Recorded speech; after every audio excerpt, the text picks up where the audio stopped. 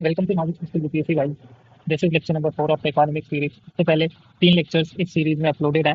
उसका प्लेलिस्ट का लिस्ट नीचे डिस्क्रिप्शन में मिल जाएगा, वो जरूर देख लेना इसको देखने से पहले, क्योंकि उसमें बेसिक्स बताए हुए हैं। These are some advance concepts और I would say more detailed concepts जिन पे इस साल क्वेश्चन आए और इकोनॉमिक्स का शेयर इंक्रीज हुआ है। Like there were 22 question from the economics plus government schemes. इसमें से आप काफ़ी सारे क्वेश्चंस कर सकते थे, बेसिक्स अगर आपको आते थे तो भी।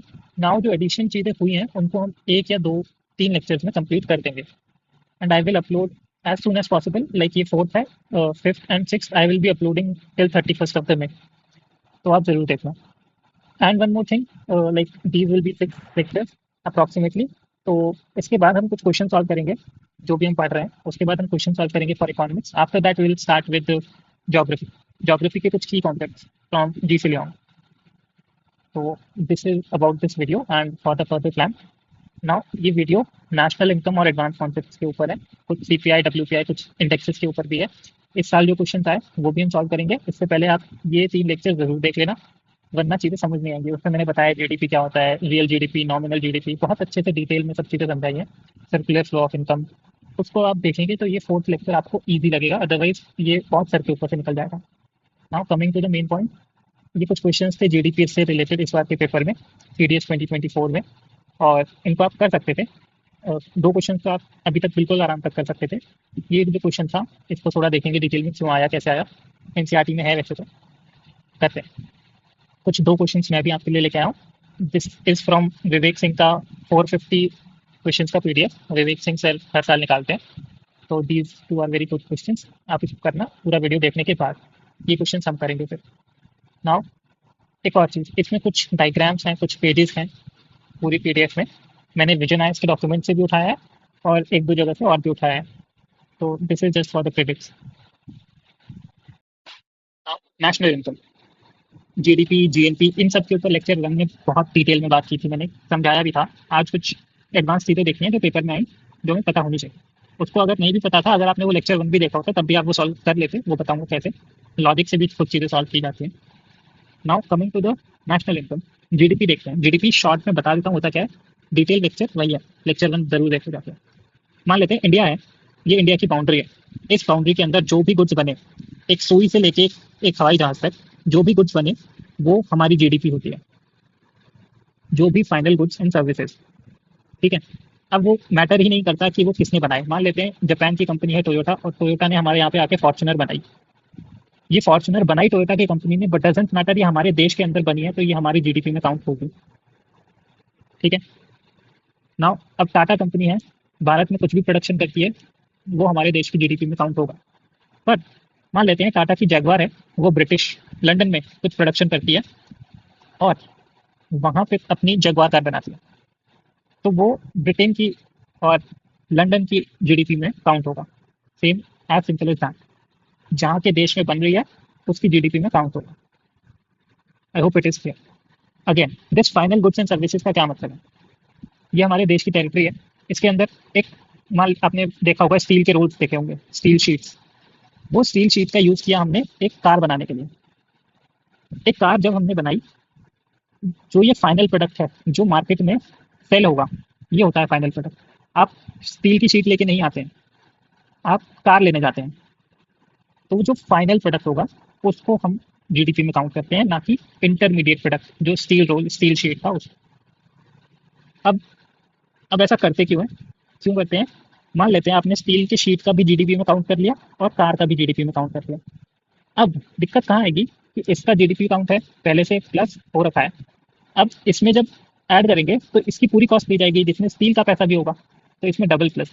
ये एक बार प्लस हो चुका है पहले, तो ये डबल बार अवॉइड करने के लिए we only consider final goods, not the intermediate goods.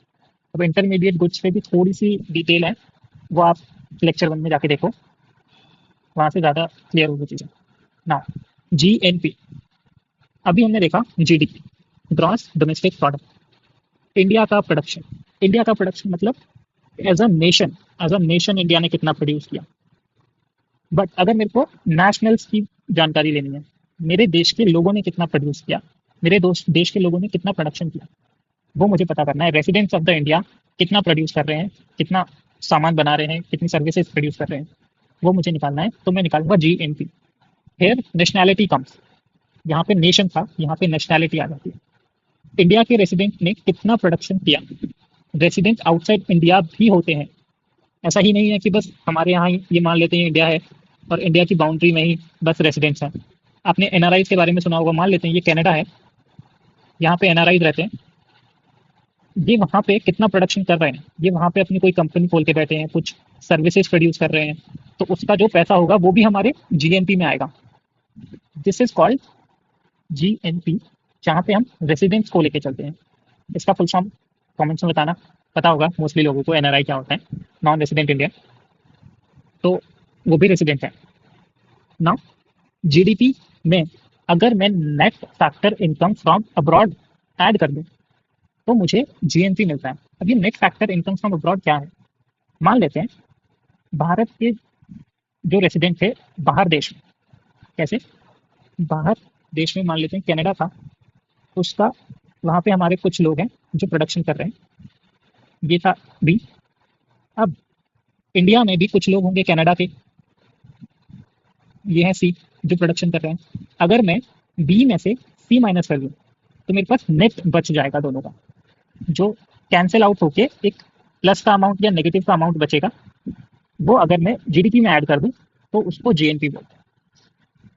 As simple is that. Simple सी चीज याद करो, Bharat resident production outside India minus कर दो abroad people production in India.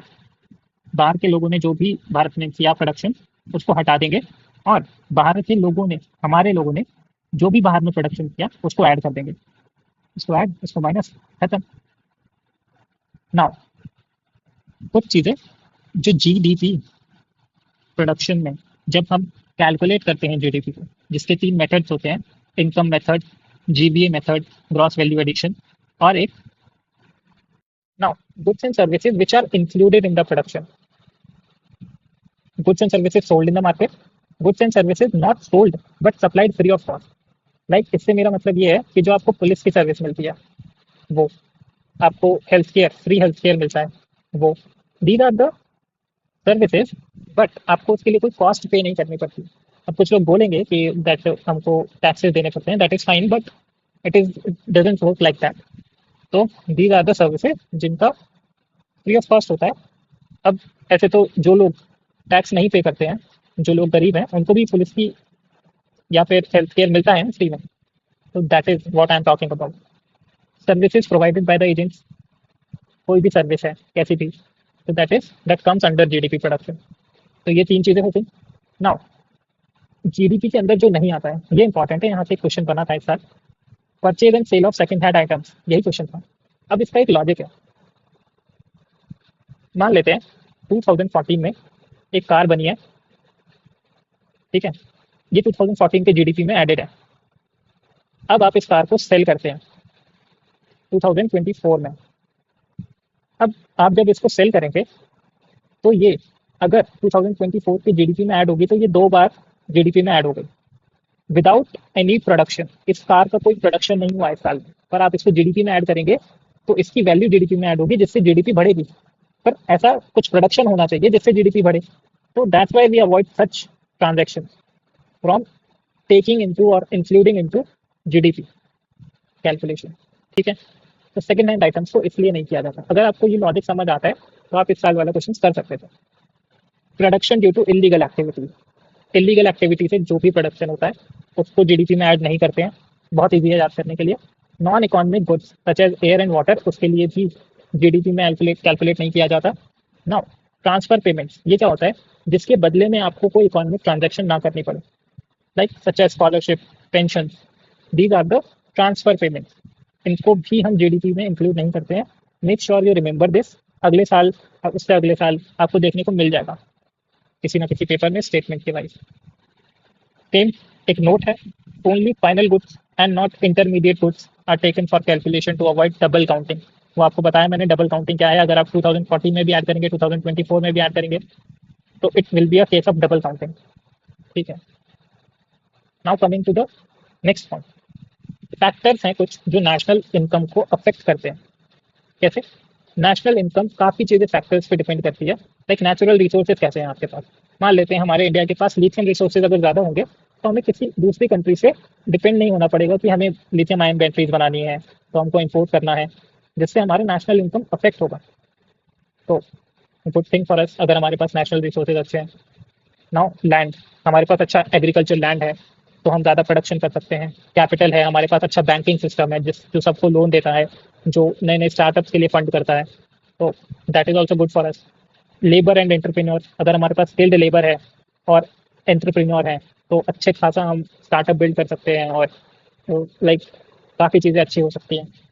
Technology, if we are good in technology तो we are ahead from many. Government की policies, मतलब ease of doing business अगर इंडिया में है तो लोग ज़्यादा अच्छा बिजनेस कर सकते हैं।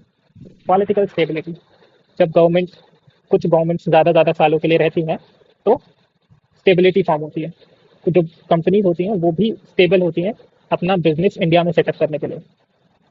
ठीक है ना, इससे भी क्वेश्चन था इस साल, but these are very generic point. अगर आप सोच सकते हैं तो आप इस क्वेश्चन को सही कर सकते हैं ना। कुछ दिक्कतें हैं नेशनल इनकम को कैलकुलेट करने में, उनको भी देख लेते हैं। इससे अभी तक क्वेश्चन नहीं आया है, पर आ सकता है। अगर ऐसा कुछ क्वेश्चन आ रहा है कि फैक्टर्स अफेक्टिंग नेशनल इनकम, तो ऐसा भी आ सकता है, इट डजंट मीन कि नहीं आएगा ना। क्या है non monetise transaction,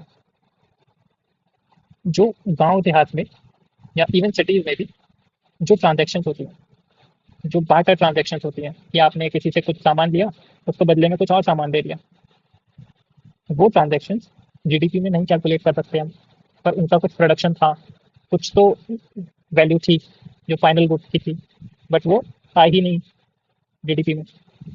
unreported illegal income, black money, basically black money को जीडीपी में हम नहीं कर पा रहे हैं। Absence of data on growing service sector, this is also very good point.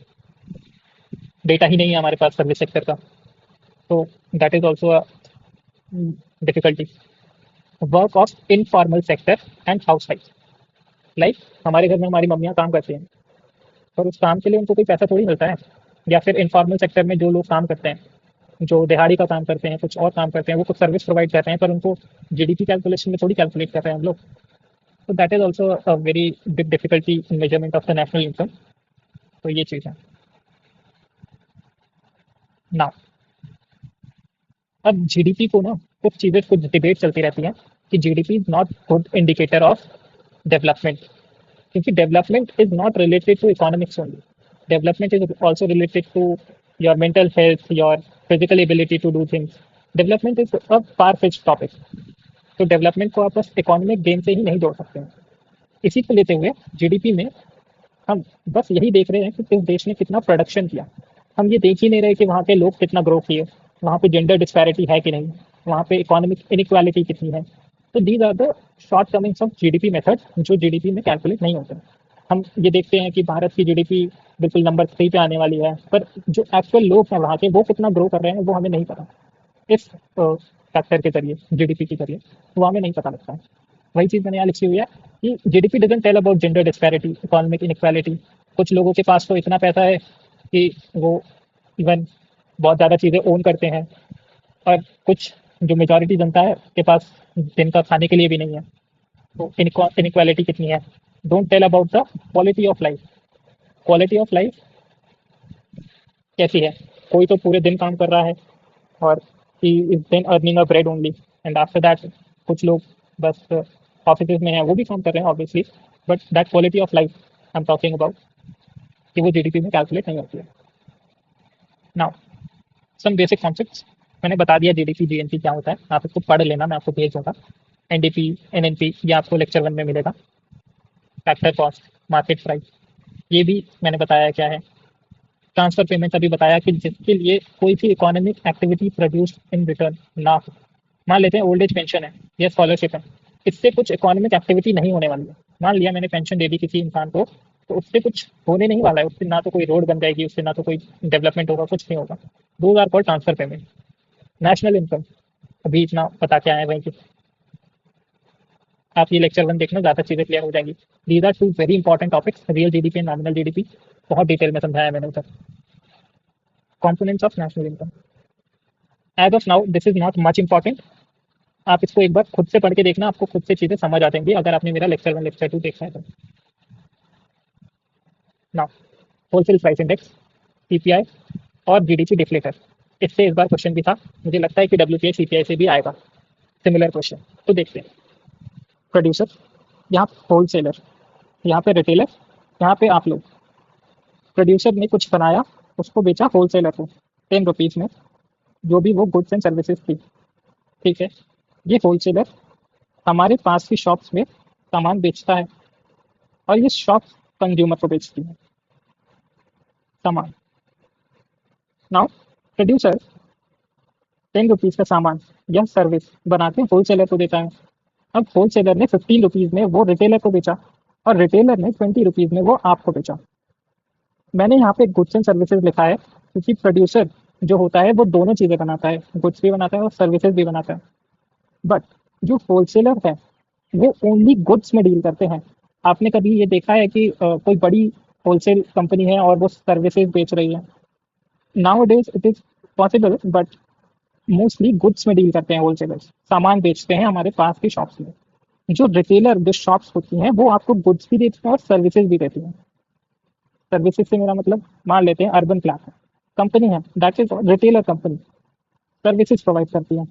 कोई किराना स्टोर है वो आपको गुड्स देता है, ठीक है। This is how it works. Wholesaler only goods में डील करते हैं, जो डब्ल्यूपीआई होता है, wholesale price index, wholesale price index. Now जो रिटेलर कंज्यूमर को बेचता है वो होते हैं गुड्स एंड सर्विसेज और कंज्यूमर प्राइस, इसी से हम कैलकुलेट करते हैं consumer price index. Hope these two things are very clear in your mind. एक पिक्चर बना लो ना। जो इस बार का क्वेश्चन था वो ये था कि ये जो डब्ल्यूपीआई है इसको हम कैलकुलेट कैसे करते हैं। पहली बात तो ये, प्लस उसमें कुछ 3 डिफरेंशिएशन में हमने चीज़ों को रखा हुआ है, उसके अंदर जो चीज़ें हैं उनको कितना कितना वेट असाइन किया गया है वो हमें जानना है। तो हम क्या करते हैं डब्ल्यूपीआई निकालने के लिए, हमने एक बास्केट बनाई जिसमें हमने काफ़ी सारे गुड्स डाल दिए। बास्केट जिसमें 697 कमोडिटीज है, उनसे हमने डिफरेंशिएशन किया मैन्युफैक्चर प्रोडक्ट में, प्राइमरी एक्टिविटी में और फ्यूल एंड पावर में, ठीक है। मैन्युफैक्चर्ड में जो भी पैकेट फूड है या फिर पैकेट की चीज़ें हैं जो कंपनी से प्रोसेस होकर आती हैं आपके पास, that comes under manufactured product. Primary activity is like agriculture से जो आपको मिलता है चीज़ें, that is primary product. Fuel and power is like electricity और पेट्रोल डीजल, ये सब फ्यूल पावर में आता है। इन सब का वैल्यू है 64%, 22%, 14%। इसको ऐसे के ऐसे याद कर लेना। मैन्युफैक्चर्ड, प्राइमरी, फ्यूल, मैंने ऑर्डर में लिखा है इसलिए कि आपको याद रहे कि मैन्युफैक्चर ज़्यादा होता है, प्राइमरी देन फ्यूल। आपको ये नंबर याद ना रहे तो चले, पर आपको ये ऑर्डर ज़रूर याद रहना चाहिए। Manufacture, primary, fuel and power.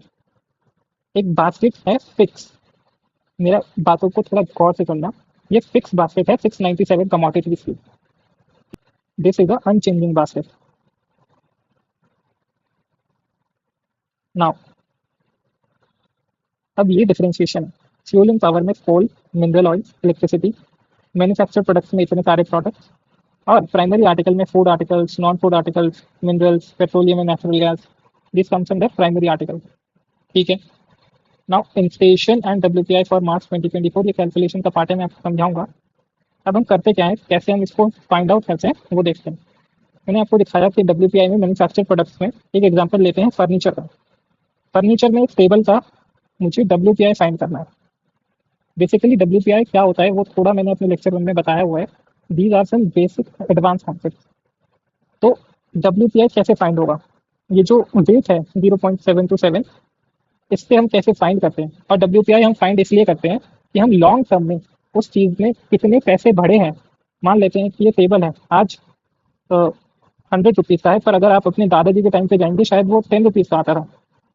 तो ये जो प्राइस इंक्रीज है इसको हम चेक करने के लिए डब्ल्यूपीआई और सीपीआई निकालते हैं। अगेन ये मैंने अपने बेसिक लेक्चर सीरीज में बताया है। तो टेबल डब्ल्यूपीआई कैसे निकालेंगे, हम पूरे देश भर से, पूरे देश में से काफ़ी जगहों से कोटेशंस मंगाते हैं सेम टेबल के लिए कि ये टेबल कितने रुपए का है। From all over India for this table we take quotations उसका ज्योमेट्रिक मीन फाइंड करते हैं, उसका फिर वेटेड एवरेज निकालते हैं। अगेन ये आपको जो दो वर्ड मैंने लिखे हैं, वेटेड एवरेज और ज्योमेट्रिक मीन, अगर ये आपको याद रह जाते हैं तो आप स्टेटमेंट आएगा तो ठीक कर देंगे। बस इसकी निटी-ग्रिटी में जाने की ज़रूरत नहीं है कि कैसे निकालते हैं। अब कुछ 800 प्लस कोटेशंस मंगाई जाती हैं पूरे देश भर में से, जिनका ज्योमेट्रिक मीन निकालते हैं, फिर इसके साथ मल्टीप्लाई करते हैं और तब हम डब्ल्यूपीआई कैलकुलेट करते हैं।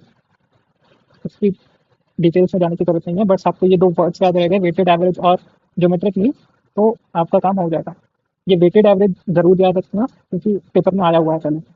वो आपको ट्रिक करते हैं, सिर्फ एवरेज लिख देते हैं वहाँ पे, but it is weighted average. Now जो डब्ल्यूपीआई है वो मंथली बेसिस पे निकाला जाता है और ये पॉइंट टू पॉइंट मेजर होता है। ये अगेन ये वर्ड याद रखना, ये क्या मतलब है इसका समझा दूंगा अभी। इन्फ्लेशन मान लेते हैं हमारा जो बेस ईयर है, अगेन ये आपको समझ नहीं आएगा अगर आपने वो नहीं देखा है बेसिक लेक्चर। बेस ईयर जो होता है वो 2011-12 होता है और ये 23-24, इसमें दीज आर द 100, सब चीज़ों का प्राइस हमने बेस ईयर में 100 ले रखा है। अब जब हम उससे आगे बढ़ते जाएंगे, मान लेते हैं ये टेबल का प्राइस पहले महीने में 151 हुआ, जनवरी मंथ में आगे 160 हो गया, उसके अगले महीने में 170 हो गया, तो हम यहाँ से कैलकुलेट करेंगे जो 2011 में प्राइसेस थे और अब जो प्राइसेस हैं उसमें कितने का 51 का चेंज है, तो इतना इंक्रीज है टेबल के प्राइसेस में, that is wholesale price index, इतना महंगा हो चुका है 51%। This is what we calculate by WPI and how we calculate, हम कंपेयर करते हैं 2011-12 के प्राइसेस से। ठीक है, ओके। तो मैंने फिर से बोला ये पॉइंट टू पॉइंट मेजर होता है, तो ये पॉइंट टू पॉइंट मेजर होता है, लास्ट ईयर से नहीं, 2011-12 के प्राइसेस से। ठीक है, अब अब अगर आप पेपर में देखते हैं, न्यूज़पेपर में पढ़ते हैं कहीं, तो आपको समझ आएगा कि ये जो लिखा हुआ है 151.8, 183.1, ये कब से लेके कब तक का चेंज है। यहाँ पे लिखा हुआ है बेस ईयर 100 माना था हमने और ये 183 हो चुका है प्राइमरी आर्टिकल्स का प्राइस। तो आपको ये चीज़ें समझ आएंगी देखने से। नाउ इसको पब्लिश कौन करता है, इसको पब्लिश करता है office of economic adviser, ministry of commerce industry, ये इसको पब्लिश करती है। मोस्ट प्रोबेबली ये 14th ऑफ एवरी मंथ को आता है, 14th या 15th अगर संडे होता है तो, विथ +2 और -2 के डिले से, मतलब 14 से 16 या 12, ऐसे ये फ्लक्चुएट कर करके हर मंथ आता है। नाउ कंज्यूमर प्राइस इंडेक्स, इसमें भी हमने प्राइसेस को मैप करना होता है कि कितने किस चीज़ पे प्राइस बढ़ गए। मान लेते हैं ये वीट था, इसके प्राइस 2011 में 100 रुपीज़ थे, बट आज सेम वीट के प्राइस 200 रुपीज़ हो चुके हैं। तो ये क्या हुआ, 100 रुपये बढ़ गए। अब ये 100 रुपये बढ़ गए तो इसको हम देख बोलते हैं कि इसी मैप करने के लिए हम यूज़ करते हैं कंज्यूमर प्राइस इंडेक्स। ठीक है, हमने सेम उसमें भी कुछ कैटेगरीज बांटी हुई थी, मैन्युफैक्चर्ड, प्राइमरी और फ्यूल। इसमें भी हमने कुछ कैटेगरीज बांटी हुई हैं, फूड एंड बेवरेज, पान and tobacco, housing, fuel and life, clothing, miscellaneous. मान लेते हैं कि फूड एंड बेवरेज एंड पान एंड टोबैको, अगर मैं ये 7 डेज का डेटा ले लेता हूँ तो भी मुझे एक इंडिविजुअल का या फिर एक ग्रुप ऑफ पीपल का पता लग जाएगा कि वो कितना फूड एंड बेवरेज और पान एंड टोबैको खर्च करते हैं, अगर मैं 7 डेज का डेटा भी लेता हूँ तो। But this data is different, अगर हाउसिंग के लिए वो कितना रेंट पे करते हैं और फ्यूल एंड लाइट पे वो कितना खर्चा करते हैं, तो उसका मुझे 1 महीने का डेटा लेना पड़ेगा। Now clothing and footwear, miscellaneous मतलब इसमें कुछ भी आ सकता है कि हेल्थ केयर और एजुकेशन, इस पे जो भी आप, और जो क्लोथिंग है मान लेते हैं कि कोई महीने में नहीं खरीदता है, कोई शायद बस ओकेजनली कपड़े खरीदता है और फुटवेयर खरीदता है, तो उसका बस 1 साल का डेटा लूंगा तो मुझे पता लग जाएगा कि कोई ग्रुप ऑफ कितना स्पेंड करता है किसी पर्टिकुलर चीज़ पे। तो ऐसे हमने 7 डेज, 1 मंथ और 1 ईयर का कंजम्पशन डेटा ले लिया ऑफ अ कस्टमर और अ कंज्यूमर पूरे देश में। ठीक है, अब किसी का फूड एंड बेवरेजेस पे ज़्यादा खर्चा हो सकता है, कोई पान टोबैको ज़्यादा खाता हो, कोई ना खाता हो, तो ये कंज्यूमर की नीड्स है और कंज्यूमर पैटर्न पे कंजम्पशन पैटर्न डिपेंड करता है। ठीक है, जैसे जैसे लोग वैसे वैसे सबका अलग अलग कंजम्पशन पैटर्न। तो अब वो कंजम्पशन पैटर्न किस पे डिपेंड करेगा, चॉइसेस ऑफ द कंजम्पशन और परचेजिंग पावर, कोई कितना चीज़ें खरीद सकता है और किसी को क्या चीज़ ज़्यादा पसंद है या नहीं पसंद है, उस पर डिपेंड करता है। अब इसी पे हमने 4 तरीके की लेबर को kind of labour like people और कंज्यूमर, उसमें हमने डिवाइड किया, जो एक अर्बन, इंडस्ट्रियल, रूरल और agriculture, these are the four division जिसमें हमने लोगों को डिवाइड कर दिया। मान लेते हैं अर्बन के लोग ज़्यादा खर्चा करते हैं, लैविश लाइफस्टाइल जीते हैं, जहाँ रूरल के लोग नहीं जीते हैं। इंडस्ट्रियल वर्कर की अपनी अलग नीड्स हैं, एग्रीकल्चर वर्कर की अपनी अलग नीड्स हैं। तो ऐसे हमने 4 इंडेक्सेस निकाल लिए, CPI urban, non manual labour, industrial, CPI IW, CPI rural, CPI agriculture. अब ये जो सीपीआई रूरल और एग्रीकल्चर, तो जो इन 2 इंडेक्सेस का हम यूज़ करते हैं मिनिमम वेज निकालने के लिए, जो हम क्या देते हैं, एमएसपी देते हैं, उन सब को निकालने के लिए हम इन 2 इंडेक्सेस का यूज़ करते हैं, जो रूरल और एग्रीकल्चर है। जो हम डीए आपके फादर या आपकी सैलरी में जो हर महीने डीए या कुछ 6 महीने पे जो डीए अलाउंस आता है, उसका एस्टिमेशन हम अर्बन और इंडस्ट्रियल इंडेक्सेस पे डिपेंड करके निकालते हैं। हमने एनएसओ, इस पे भी आएंगे। नाउ इसमें एक दिक्कत थी, इन जो डेटाज को हम यूज़ करते थे, इनका इफेक्ट बहुत दिनों बाद हमें देखने को मिलता था। तो जो सी रंगराजन थे, उन्होंने 2001 में एक कमेटी बनाई गई कि इसको चेंज करना पड़ेगा। 2010 में एनएफसी का एक रिपोर्ट आता है, वो रिपोर्ट 3 इंडेक्सेस ऐड करती है, CPI rural, CPI urban, CPI combined, ठीक है, जिनका बेस ईयर लिया गया 2012, ठीक है। जो ये CPI urban non manual labour था, इसको दिसंबर 2010 में डिसकंटिन्यू कर दिया गया, ठीक है साहब। अब जो मेजर 3 इंडेक्सेस हैं प्लस दीज 3 इंडेक्सेस ही बनाए जाते हैं, इनके बेसिस पे ही सारी कैलकुलेशंस होती हैं। जो ये सीपीआई कंबाइंड है, इसको हम इन्फ्लेशन टारगेटिंग के लिए यूज करते हैं। आरबीआई जब इन्फ्लेशन को टारगेट करता है बढ़ाने के लिए या कम करने के लिए, तो वो सीपीआई कंबाइंड का डेटा यूज करता है। नाउ सीएसओ और एनएसओ, ये जो सेंट्रल स्टैटिस्टिकल ऑफिस था, 2014 तक इसको बनाता था। 2014 के बाद इसको नाम चेंज करके एनएसओ बना दिया गया, national statistical office, national statistical office, under ministry of statistics and programme implementation. इतना समझ आ गया। इसके बाद ये सारी कैटेगरीज हैं, आपको बताई मैंने। इसमें भी वेट असाइन किया जाता है। फूड को अर्बन बास्केट में 36%, रूरल बास्केट में 54% और कंबाइंड बास्केट में 45%। ये क्वेश्चन बन सकता है कि फूड को रूरल बास्केट में 54% और अर्बन बास्केट में 36%। क्वेश्चन क्या बनेगा कि फूड में रूरल बास्केट में ज़्यादा वेट है दैन द अर्बन बास्केट, और this is the correct statement.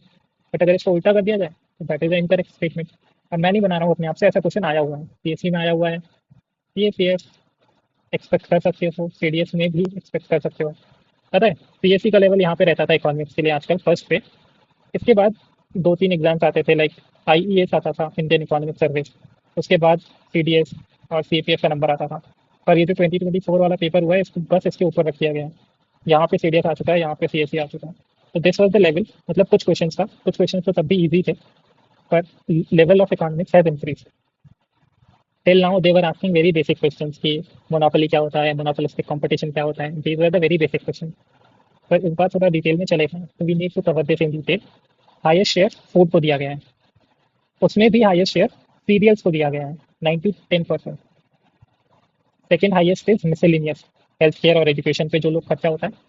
Third highest is clothing and footwear, sorry that housing, housing में फिर सबसे ज़्यादा खर्चा है। फर्स्ट, सेकेंड, थर्ड ये आपको याद रखने पड़ेंगे। ऐसे फूड का रूरल बास्केट और अर्बन बास्केट भी याद कर लेना, नंबर मत याद करना, बट याद कर लेना कि सबसे हाईएस्ट किस कैटेगरी में किस चीज़ का है। नंबर याद करने की जरूरत नहीं है। अगेन ये भी एक फिक्स बास्केट होती है, 448 आइटम्स, 468 आइटम्स। ये रूरल बास्केट और अर्बन बास्केट में इतने आइटम्स को रखा जाता है, उनके प्राइस को ट्रैक किया जाता है, तब सीपीआई निकाला जाता है। इसमें भी आपको 2 वर्ड्स का याद रखना है, geometric mean and weighted average, ठीक है। नाउ ये क्वेश्चन बनेगा मोस्ट प्रोबेबली कि अर्बन बास्केट में ज़्यादा प्रोडक्ट्स हैं रूरल बास्केट में, दैट इज ट्रू। कुछ छोटे मोटे फैक्ट, सीपीआई रूरल लेबर, इसको कौन बनाता है, that is made by rural, sorry, labour bureau. This is the only index which is made by another body, that is labour bureau. बाकी सारे जो भी इंडेक्सेस हैं वो नाउ एनएसओ बनाता है, नेशनल स्टैटिस्टिकल ऑफिस। ठीक है, डब्ल्यूपीआई बास्केट में हमने देख लिया कि 697 थे, बट यहाँ पे सीपीआई बास्केट में 448 या 460 प्रोडक्ट्स है। तो WPI basket is having more number of products than CPI basket. Again CPI takes both goods and services. WPI में सर्विस नहीं आती है, बट सीपीआई में सर्विसेज आती हैं। तो यहाँ पे वो ट्रिक कर सकता है आपको बोल के कि WPI consider both goods and services, और ऐसे स्टेटमेंट्स आ सकता है कि ओनली गुड्स को कंसीडर करते हैं। तो ये वाला स्टेटमेंट सही है, ऊपर वाला गलत था। ठीक है, CPI food weightage is more than WPI का फूड वेटेज। यहाँ पे हमने देखा 45%, ऊपर हमने देखा था प्राइमरी आर्टिकल्स को कम वेटेज मिला है। अगेन ये भी मंथली रिलीज किया जाता है, इसको भी हम डब्ल्यूपीआई का बेस ईयर क्या है, फाइनेंशियल ईयर 2011-12 है, पर हम जब सीपीआई का बेस ईयर देखते हैं that is only 2012 calendar year. इसको याद रखना है, वो लिख सकते हैं कि सीपीआई का जो बेस ईयर है दैट इज फाइनेंशियल 2011-12। सुनने में आपको ठीक लगेगा कि हाँ 2011-12 ही तो होता है बेस ईयर, बट जो सीपीआई का जो बेस ईयर है that is calendar year, that is not a full year 2011-12, that is 2012 calendar year. यहाँ पे फाइनेंशियल ईयर है 2011-12 पूरा साल। ठीक है, ये एक छोटा सा डायग्राम है, इससे भी आप समझ सकते हो 45 10 ये सब मैंने लिखा है, ये टू बी वेरी प्रिसाइज होने के लिए मैंने यहाँ पे लगा दिया, otherwise these are the major major values. यहाँ पे ये चीज़ हमें समझ आ जाती है। नाउ ये आती है बात काम से, इससे आया इस बार क्वेश्चन, देखते हैं क्या चीज़ है। GDP deflator, nominal GDP real GDP into 100, ये फॉर्मूला होता है जो एनसीईआरटी में लिखा हुआ है। अब ये नॉमिनल जीडीपी क्या होता है मैंने अपने लेक्चर में बताया है पहले भी, उसको देख लेना। अभी मैं शॉर्ट में बताता हूँ। जब हम जीडीपी कैलकुलेट करें और हमें पता लगे कि प्राइसेस के इंक्रीज की वजह से जीडीपी इंक्रीज हो रही है, तो हम बोलते हैं नॉमिनल जीडीपी।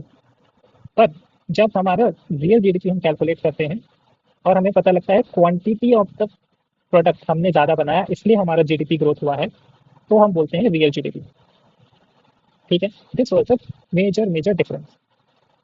अब नॉमिनल जीडीपी में हम प्राइस और क्वांटिटी दोनों को मल्टीप्लाई करते हैं, रियल जीडीपी में हम सिर्फ क्वांटिटी को लेते हैं और बेस ईयर का प्राइस लेते हैं।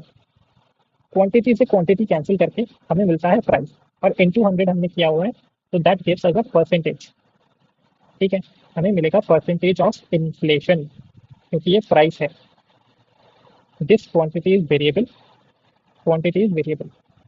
ठीक है, अब ये क्वांटिटी ही दोनों में कॉमन थी, इसको हमने काटा, हमें मिला प्राइस का परसेंटेज, और ये प्राइस परसेंटेज इज इन्फ्लेशन।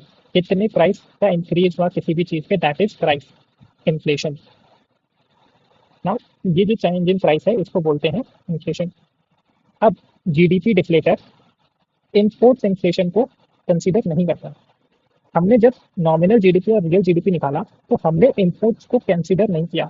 जब भी हम जीडीपी निकाल रहे थे तो हमने डोमेस्टिक टेरिटरी में जो भी गुड्स बनाए थे उसका ही जीडीपी कैलकुलेट किया। तो ये जो नॉमिनल जीडीपी है इसमें इम्पोर्ट्स नहीं आए और रियल जीडीपी में भी इम्पोर्ट्स नहीं आए, तो हमने इम्पोर्ट्स का इन्फ्लेशन नहीं फाइंड आउट किया। तो this is a drawback of this system. Only domestic production का ही हमने प्राइस इंक्रीज या इन्फ्लेशन पता लगाया।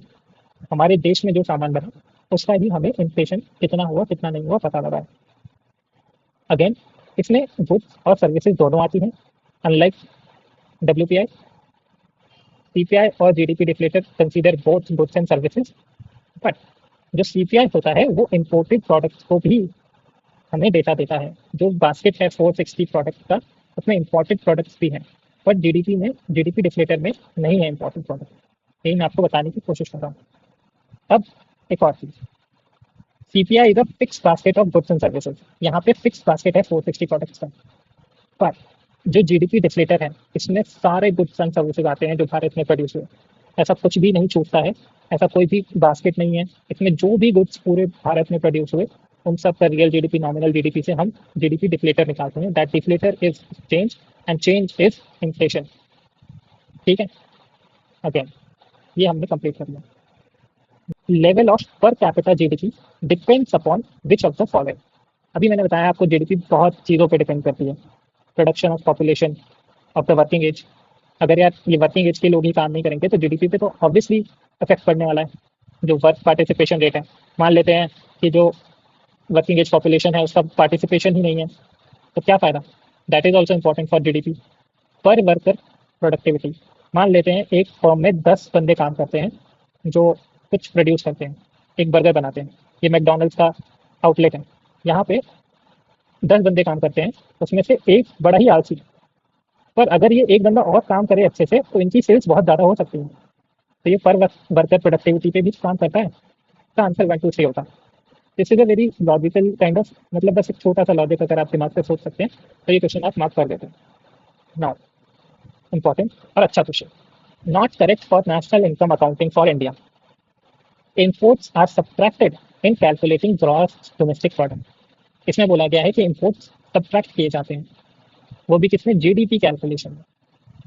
देखते हैं आगे, net factor payments earned from abroad are included in gross domestic product.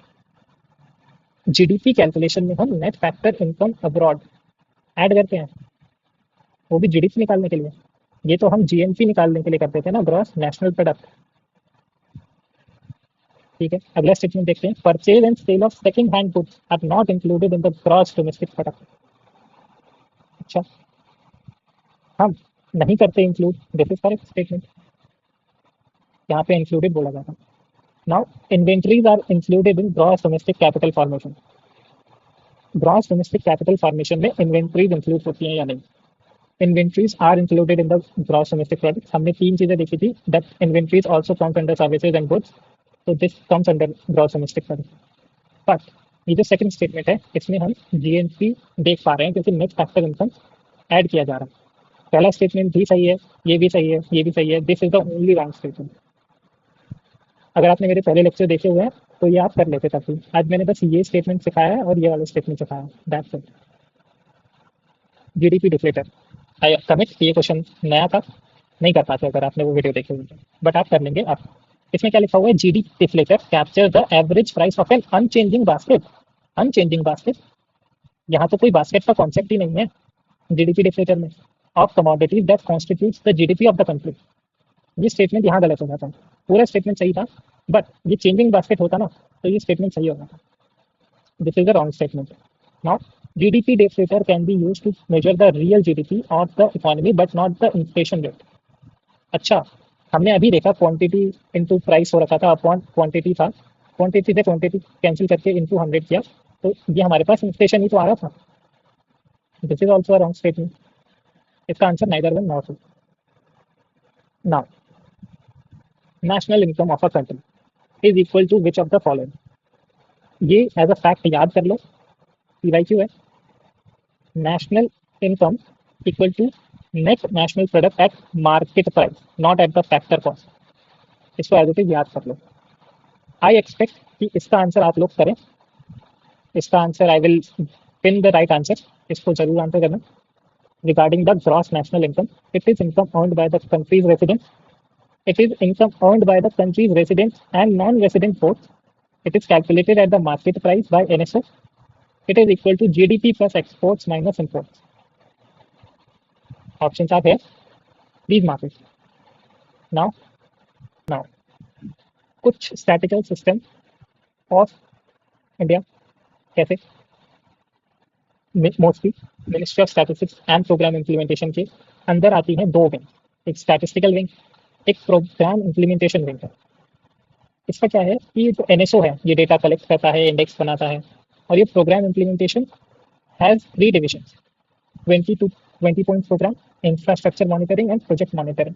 तो याद करने की जरूरत नहीं है, बस एज अ याद करके रख लो, एक बार पढ़ लो, अगर आए पेपर में मार्क कर सको।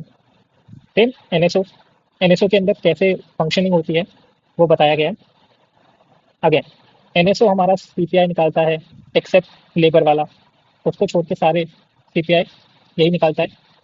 अगेन पहले इसको सीएसओ बोला जाता था, अब इसको नाम चेंज करके एनएसओ बोला जाता है। एनएसओ के अंदर 2 ऑफिस आते हैं, एनएसएसओ एंड सीएसओ। एक है सेंट्रल सर्वे ऑफिस, एक है कंप्यूटर वाला सेंट्रल स्टैटिस्टिकल ऑफिस, उसको कंप्यूटर सेंटर भी बोलते हैं। ठीक है, इसके पास आपने देख लिया सीपीआई निकालने की रिस्पॉन्सिबिलिटी है, इसके पास आईआईपी निकालने की भी रिस्पॉन्सिबिलिटी है, दैट इज इंडस्ट्रियल प्रोडक्शन का इंडेक्स, ये भी एनएसओ निकालता है। Again annual survey of industries, ASI आपने बहुत बार न्यूज़पेपर में पढ़ा होगा, उसको भी एनएसओ ही निकालता है। बाकी छोटे मोटे पॉइंट्स है, गो थ्रू देम, एक बार पढ़ लोगे काम चल जाएगा। नेशनल स्टेटिस्टिकल कमीशन, इसका एक बार मैंने जिक्र किया अभी पहले थोड़ी देर, यहाँ पे एनएससी का रिपोर्ट, ये क्या है? एनएससी का रिपोर्ट आया था, it was set up based on the recommendation of Rangarajan commission in 2005।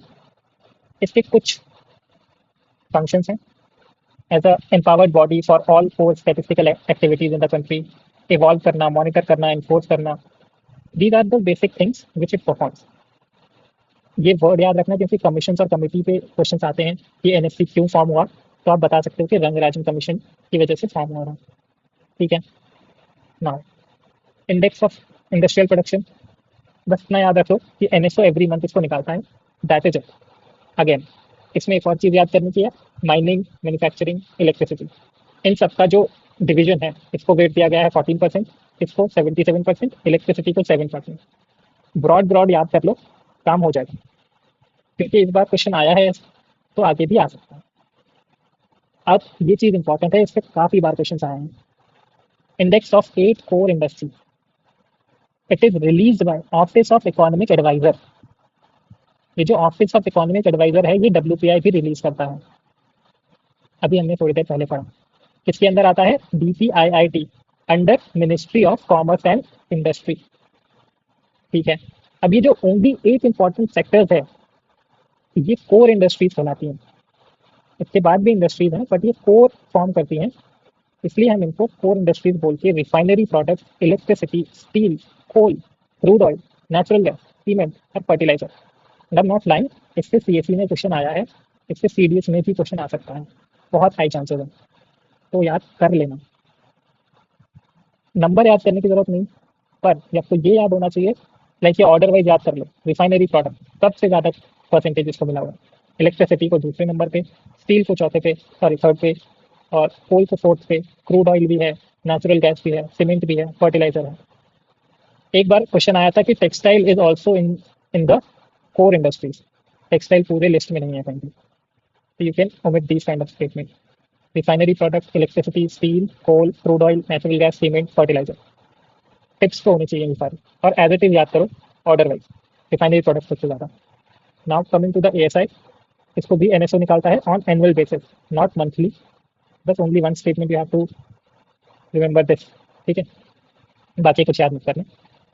अब एसडीजी गोल्स, इसके लिए एक शॉर्ट्स बनाऊंगा, मेरे पहले चैनल पे पहला शॉर्ट होगा, इसका एक शॉर्ट ट्रिक बना दूंगा, उसको देख लेना, और आपको ये as it is number wise याद हो जाएंगे। काफ़ी बार, अब तो नहीं, छोटे मोटे एग्जाम्स में आ जाता है, यूपीएससी के एग्जाम्स में अब तो पूछना बंद कर दिया उन लोगों ने, एसडीजी क्या है, क्यों है, तो बट दीज आर इंपॉर्टेंट, क्योंकि एसडीजी जब आया था तब 2015 16 इसको लेके बहुत क्वेश्चन थे, और अब as it is coming closer to the end, 2030 का इसका एजेंडा है, तो नाइट भी क्वेश्चन आ जाए। अब ये कब बनाया गया? 70th सेशन में UNGA document title transforming our world, the agenda 2030 agenda for sustainable development was adopted. कब? 2015 में। किसने किया? UNGA, 70th session. क्या था एजेंडा? सस्टेनेबल डेवलपमेंट का। ठीक है सर, उसके बाद 17 एसडीजी फॉर्म किए गए with 169 targets. Countries have the primary responsibility. India में क्या करते हैं हम? जो एमओएसपीआई है, वो नेशनल इंडिकेटर फ्रेमवर्क बनाया है और बनाती है for the progress of SDG. NITI Aayog एक ट्रैकर और इन सबको ट्रैक करती है और अलाइन करती है गवर्नमेंट पॉलिसी के साथ, सो दैट एसडीजी और गवर्नमेंट पॉलिसी बेटर रिजल्ट दे पाए। ठीक है, इनको as it is number wise याद करने के लिए एक छोटा सा शॉर्ट वीडियो मैं बना दूंगा। That's all for today. ऐसे ही एक दो वीडियो और आएंगे इकोनॉमिक्स के लिए, बहुत डिटेल में कवर हो जाएंगी चीज़ें, आप क्वेश्चंस कर पाएंगे। थैंक यू, जय हिंद।